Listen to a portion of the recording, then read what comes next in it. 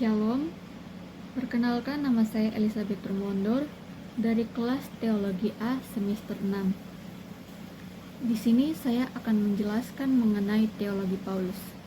Baik, sebelum masuk mengenai pembahasan tentang teologi Paulus, di sini saya akan menjelaskan terlebih dahulu mengenai latar belakang Paulus.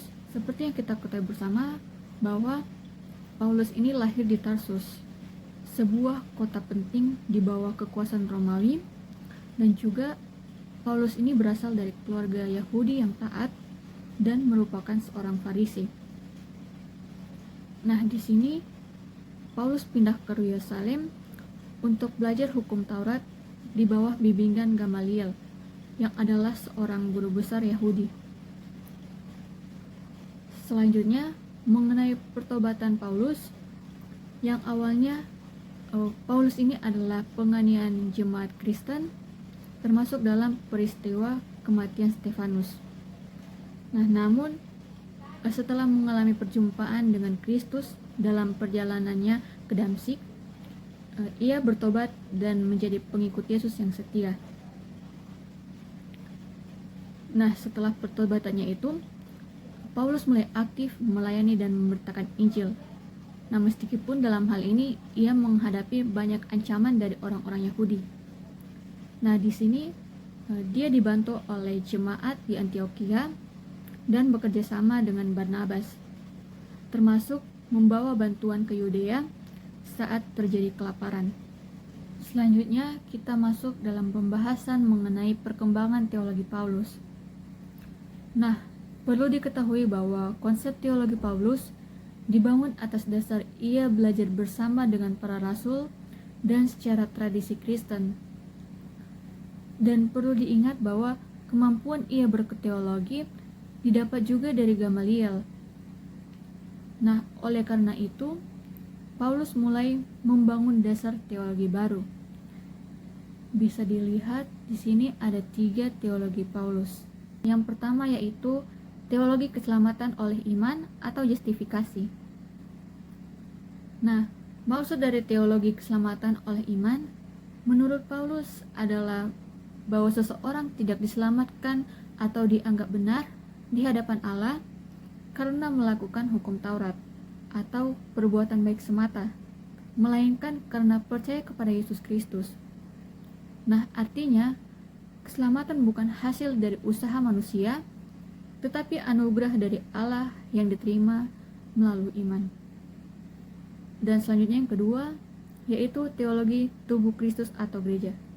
Nah, di sini Paulus menggunakan gambaran tubuh Kristus untuk menjelaskan bahwa gereja bukan hanya sekumpulan orang, tetapi merupakan kesatuan yang hidup, seperti tubuh manusia. Setiap orang percaya memiliki peran yang berbeda-beda. Nah, namun semuanya itu penting dan saling melengkapi. Tidak ada yang lebih tinggi atau rendah, karena semuanya itu bersatu dalam Kristus. Nah, dalam pengertian ini, kasih dan kerjasama antar sesama anggota gereja menjadi sangat penting. Dan selanjutnya yang ketiga yaitu eskatologi Paulus. Nah, di sini Paulus mengajarkan tentang pengharapan akan kedatangan Yesus yang kedua kali. Ia menegaskan bahwa suatu hari nanti Tuhan akan datang kembali dari sorga, dan pada saat itu orang-orang yang telah meninggal dalam Kristus akan dibangkitkan.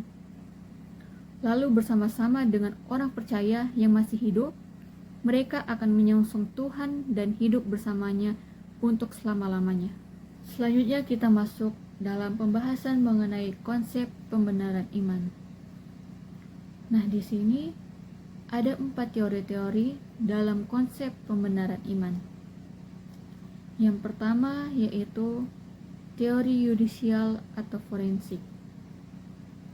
Nah, konsep ini melihat pembenaran sebagai tindakan hukum Allah, yang dimana Paulus menyatakan bahwa orang berdosa menjadi benar karena beriman kepada Yesus Kristus. Dan yang kedua yaitu teori partisipasi atau kesatuan dengan Kristus. Nah, dalam teori ini pembenaran bukan hanya soal status hukum, tetapi juga kesatuan eksistensial dengan Kristus. Dan yang ketiga yaitu teori apokaliptik.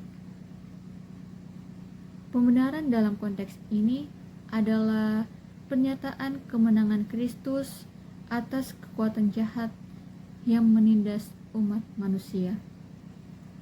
Dan yang keempat yaitu teori partisipasi. Nah, kebenaran berasal dari identitas baru yang diperoleh melalui kesatuan dengan Kristus, bukan sekadar pernyataan status dari luar. Nah, dalam pandangan ini, partisipasi dalam kehidupan Kristus adalah inti dari keselamatan.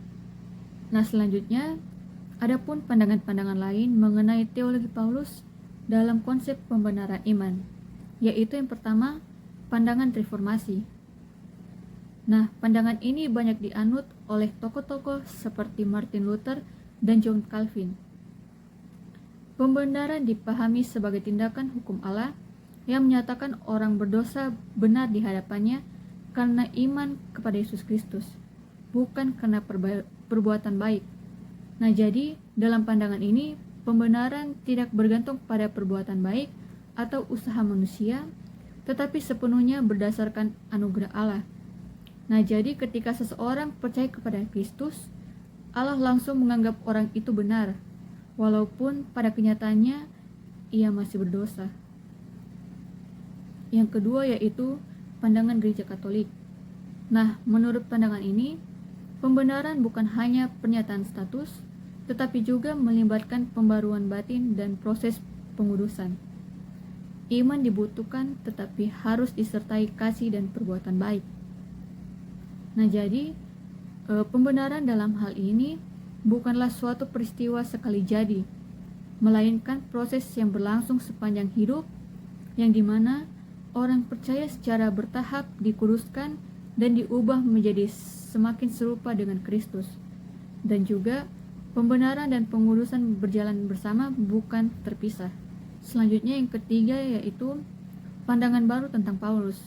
Nah, dalam pandangan ini, pembenaran bukan terutama soal status individu yang dibenarkan dari dosa, melainkan pernyataan bahwa seseorang adalah anggota sah dari umat perjanjian Allah. Nah, jadi dalam hal ini, fokusnya bukan pada status individu di hadapan Allah, melainkan pada identitas sebagai anggota sah dari komunitas umat Allah yang baru, yaitu gereja. Nah, iman kepada Yesus Kristus menjadi tanda bahwa seseorang telah masuk dalam perjanjian yang baru, terlepas dari latar belakang etnis atau hukum Taurat. Nah, pembenaran dilihat sebagai deklarasi bahwa seseorang termasuk dalam keluarga Allah, bukan sekadar pembebasan dari hukuman dosa. Demikian penjelasan video dari saya mengenai teologi Paulus. Terima kasih.